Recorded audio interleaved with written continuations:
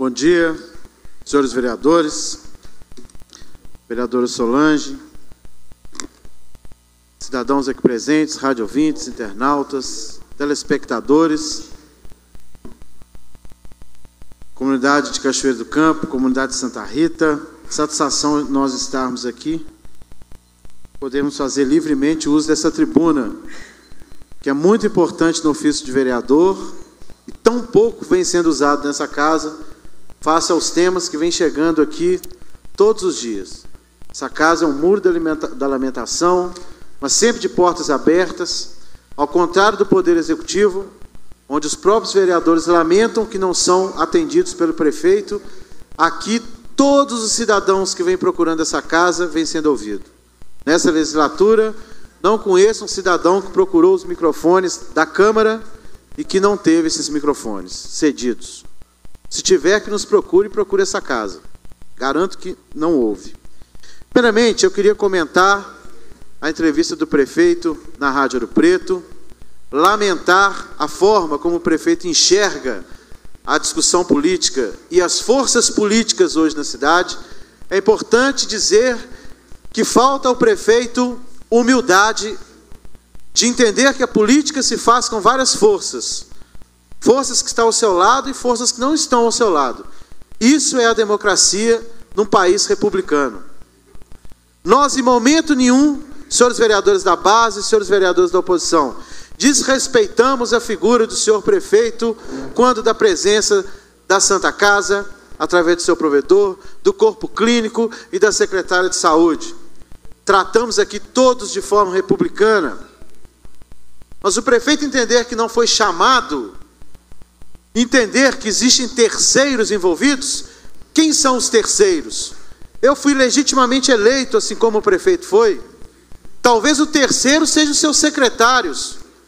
Os terceiros é o seu secretário de governo, que tinha garantido o compromisso dessa eleição. O terceiro é o presidente dessa nobre casa, que é mais antiga que a Prefeitura Municipal, que a Câmara de Ouro Preto data de 1711, quando administrava a cidade. Então, o prefeito exige respeito, e disse na rádio que exige respeito. Minha avó, que é de Santa Rita, assim como ele, dizia, vereador Maurílio, a gente dá respeito para ser respeitado. Nós respeitamos sim o prefeito, nós respeitamos sim o executivo, mas exigimos o respeito com essa casa.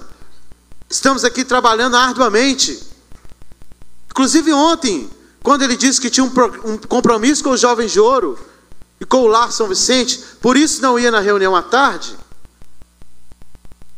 A reunião foi de manhã com o Lar dos Idosos. A reunião foi de manhã com o Projeto Sorria. E a nossa reunião foi à tarde. Por que o prefeito não acompanhou o Marcelo, provedor da Santa Casa, em seguida da reunião com o CRM, com o Conselho Regional de Medicina? Seria uma entrada honrada dele naquele gabinete, naquele auditório da prefeitura, assumindo a humildade que o gerente do dinheiro do povo de Ouro Preto deve ter. Nós estávamos ali todos imbuídos em buscar soluções para a Santa Casa. Estávamos todos, senhores vereadores, sem bandeiras partidárias. Ministério Público estava presente, Fundação Gorsex, os planos de saúde, Planmag, Unimed, a secretária de saúde, a provedora da Santa Casa, corpo clínico da Santa Casa, e a ausência do senhor prefeito, porque não se sentiu convidado. Ora, se a Câmara Municipal não tem legitimidade para convidar o prefeito para uma reunião, quem terá? Os puxa-saco do prefeito somente? Então que ele reveja isso.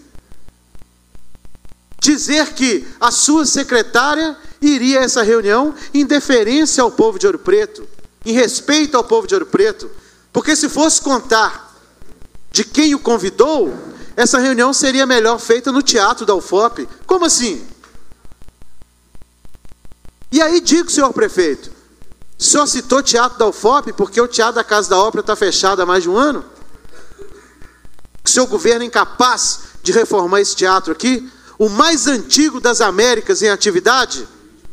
e que está em desuso, ou seja, não está em atividade, o senhor nos ameaça perder o título do Guinness Book, porque a nossa Casa da Ópera hoje não está em atividade.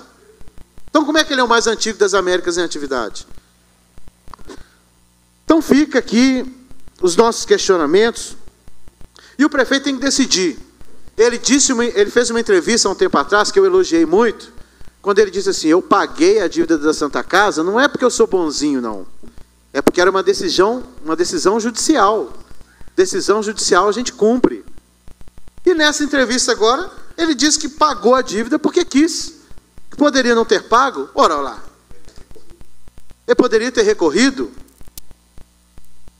Então tem que decidir. Tem que decidir. Há crítica sobre a gestão da Santa Casa por parte do governo? Há. Dizem que a Santa Casa deve 14 milhões? Sim. E o município, quanto está devendo? Nós temos esses dados hoje, vereador Wander. Sabemos que teve um déficit de 2014 para 2015. Quanto é esse déficit? Eu sou contra a indicação do vereador líder de governo, vereador Roberto, de devolver recursos carimbados para a saúde, porque o nosso município gasta 87 milhões de reais com a saúde. É um recurso precioso, que poucas cidades no Brasil têm esse recurso. Só na saúde, 87 milhões de reais. Mas a nossa receita, senhores vereadores, não sei se os senhores sabem, ela saiu de 95 milhões, vereador Wander, em 2005, para 300 milhões em 2014. Olha que avanço vertiginoso aí, em ascendência, de 95 milhões em 2005 para 300 milhões de dados oficiais. E esse ano, senhores vereadores, ano de crise, não estamos? Mas em janeiro, fevereiro e março, a prefeitura já executou 68 milhões de reais, dos quais 32 milhões de reais foi para a folha de pessoal, 47%, sem incluir o SEMAI. Isso não é dado que eu estou tirando debaixo do braço, não. Eu pedi informação aqui pelas comissões e o secretário respondeu. Ou seja, 68 milhões de reais em 3 meses. Essa média está transitando em torno de 20 milhões. Nós podemos chegar no mínimo a 240 milhões no final do ano. Pensando numa crise, é muito dinheiro. Muito dinheiro. Eu queria aqui fazer a crítica que a gente fez a esse panfleto aqui, ó, para seu governo. Para seu governo é uma expressão petulante. Para seu governo, se vocês lembrarem, quando os antigos usam, é para desafiar a gente. Falar, para seu governo, existe isso, isso e isso. É uma expressão de quem não quer diálogo com ninguém. Falar da troca de lâmpada, aqui nós estamos vivendo um muro de lamentação de troca de lâmpada. Falar que vamos melhorar o trânsito da nossa cidade, cadê o projeto de mobilidade que eu e o vereador Gugu estão pedindo, não chega nessa casa, já era para ter chegado. Falar que mulheres de Antônio Pereira ganharam terreno, se não fosse essa Câmara aqui, ganharia terreno, seus vereadores? Nós aprovamos aqui para ajudar. Comunidade discute o plano de educação. Eu fui indicado por essa casa, não vi um decreto me nomeando até hoje para a comissão técnica. Catarata do SUS. SEMAI reconhece direitos dos servidores. Se não fosse essa casa, presidente Thiago, ia reconhecer algum direito? Nós ficamos ali. O senhor ameaçou não passar nada do governo se não reconhecesse esse direito. Então, para ser o governo, a coisa vai mal. Queria dizer aos senhores vereadores, ler uma coisa aqui para os senhores, que em 1892 resolveram alargar a Rua do Paredão, que ligava o Rosário com a Rua Tiradentes, que é a antiga Rua São José. É aquele trecho ali do Largo da Alegria, do Murinho do Amor. A Comissão de Obras Públicas naquela época, vereador Wander, disse o seguinte, que o terreno é de natureza fraco, não comportando o peso de uma obra sólida, podendo pela elevação do terreno, desabar-se, principalmente na estação chuvosa, em que as águas correm mais facilmente, invadem a base e causam desmoronamento que irá prejudicar consideravelmente os prédios da rua de baixo.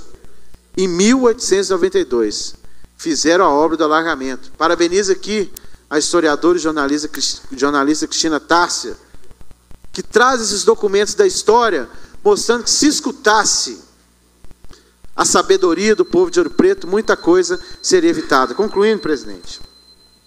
Então nós precisamos agora nos unir, ter essa audiência pública e prestar muita atenção com relação ao aquele Largo da Alegria para o Rosário. Eu queria, por último, aqui rapidamente, parabenizar a Juventude Verde, a juventude do Partido Verde, que vem se reunindo, que vem organizando ações na cidade, e refletir sobre os 127 anos da abolição da escravatura. Dizer aos senhores vereadores que a gente não comemora essa data do 3 de maio, não. A gente reflete essa estupidez praticada pela humanidade. Terminar com um poema pequeno aqui, que eu fiz ontem em homenagem a essa data.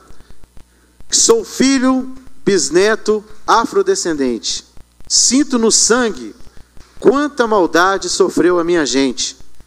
E ainda hoje, por tostões, oprimidos por milhares, milhões, há outras escravidões. Quebremos esses tantos outros grilhões. Então, viva a África que existe dentro de todo brasileiro aí. Obrigado, presidente.